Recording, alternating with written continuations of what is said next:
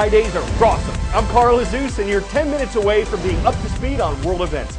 A University of Virginia student, an accounting teacher, a Pyongyang University employee, and a businessman. They have a couple things in common. They're all American citizens, and they're all currently imprisoned in North Korea. A Canadian pastor has also been detained in the country. North Korea calls these people criminals and says they've received due process, fair legal treatment under North Korean law.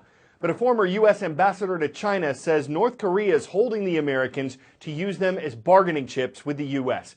The communist country says 2 of the detained Americans committed hostile acts against North Korea. We don't know exactly what that means. The State Department says the Asian country's legal system passes harsh sentences for actions that wouldn't be considered crimes in the U.S. Things like taking unauthorized pictures, shopping at stores where foreigners aren't allowed, or for religious activities.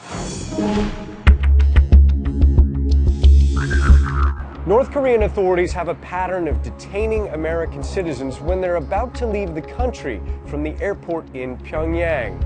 From that moment, their situation becomes very precarious. If the detainee is lucky, then perhaps they'll be released within a matter of months.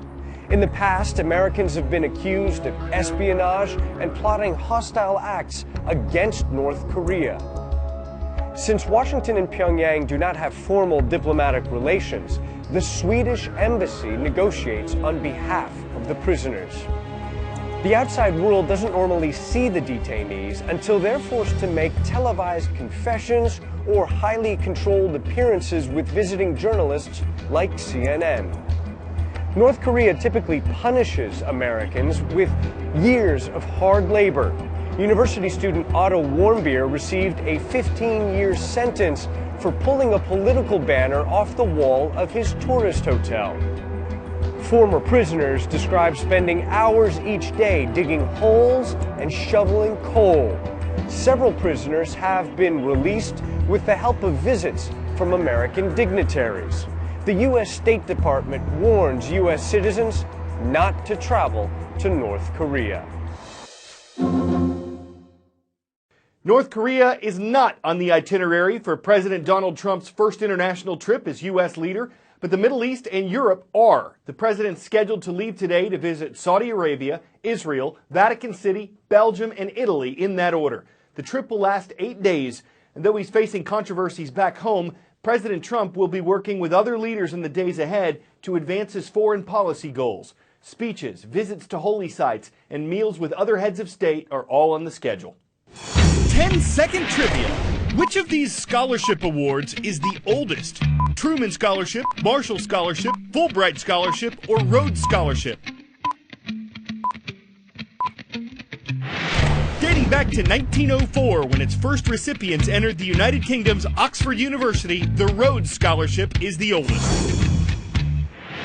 Back in 2008, Florida State safety Myron Rolle had a choice to make that was really a win-win. Accept a prestigious Rhodes Scholarship or enter the National Football League right out of college. He graduates medical school tomorrow, and looking back, Rolle says accepting the scholarship absolutely hurt his NFL prospects. He was drafted, but he never played a regular season game. But he also says his calling was neurosurgery. You're going to be starting pretty soon, a couple months. What are your biggest concerns? I don't want to be an outsider, an outcast. I know coming in with the football credentials and maybe some hype, so to speak, could make it tough to fit into a very team-centered place. But I just want to be one of the guys or girls. I just want to be a part of the team. Everyone knows you, so there's going to be a lot of eyeballs on you. Do you feel like you're going to have to work harder? I think I will have to work harder. I think I will have to study and be incredibly prepared. But I think the good thing that I've been able to do during my life when these pressure moments do come is to ask for help. Ask for help. It isn't something Dr. Myron Rolle has had to do very often. In a couple of weeks, Rolle will start the next chapter of his life.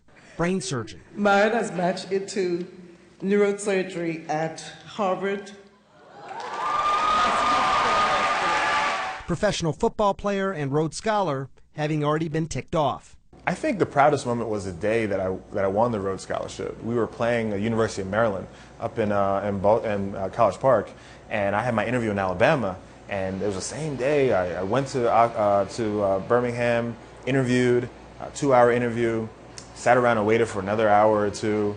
The judges came out and said that I won a scholarship. That's incredible. I got a quick interview and got on a plane from Alabama to Maryland.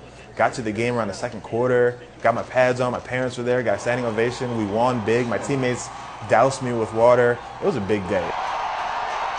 Which one gets you more excited? I mean, when you had a big game day, you're putting on your gear and all that sort of stuff, or when you're scrubbing up for a big operation, your hands are at the sink? Oh, that's tough. Well, right now, certainly scrubbing in. I mean, if you asked me that when I was 21, definitely playing football for sure. It's exciting. I mean, both are, I felt the same rush. I felt the same excitement. I felt the same sort of intensity in both atmospheres. You have to perform. You have to prepare. You have to strategize. You have to communicate. You know, a lot of the same elements go into it. I pray, I listen to music, I try to get myself ready to go, and it's exciting. It's super thrilling. So you're saying because I do my prep before surgery, it's kind of like I'm in the NFL. Kind of, yeah. Well, All like you need that. is some smoke to come, you know, maybe some cheerleaders. You'll be good.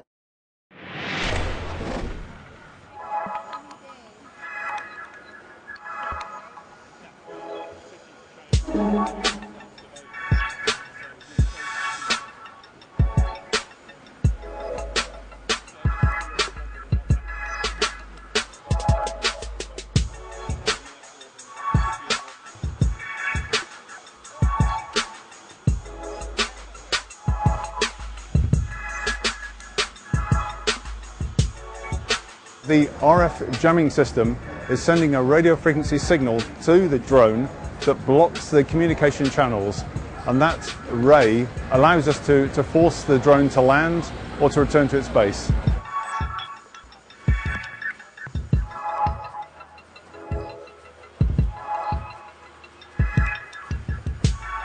Our system is very quick to respond.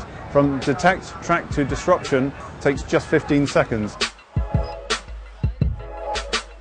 The most obvious threat is the risk of collision by a drone with an aircraft. And so I think it is generally understood that it's a question of just when rather than if that event will happen.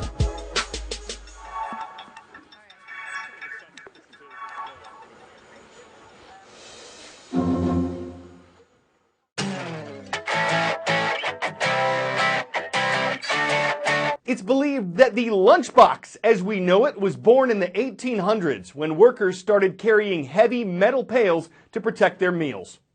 Have y'all ever seen a lunchbox museum before? At this lunchbox museum in Columbus, Georgia, visitors can get their hands on history, picking up pails that safeguarded sandwiches from the 1930s to the 1980s.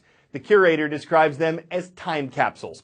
And while some stores might have shelved them long ago, saying they're too stale to sell, their metal has certainly been tested. Their place in history is all boxed up. They've proven their usefulness, case closed. Their critics are just going to have to put a lid on it.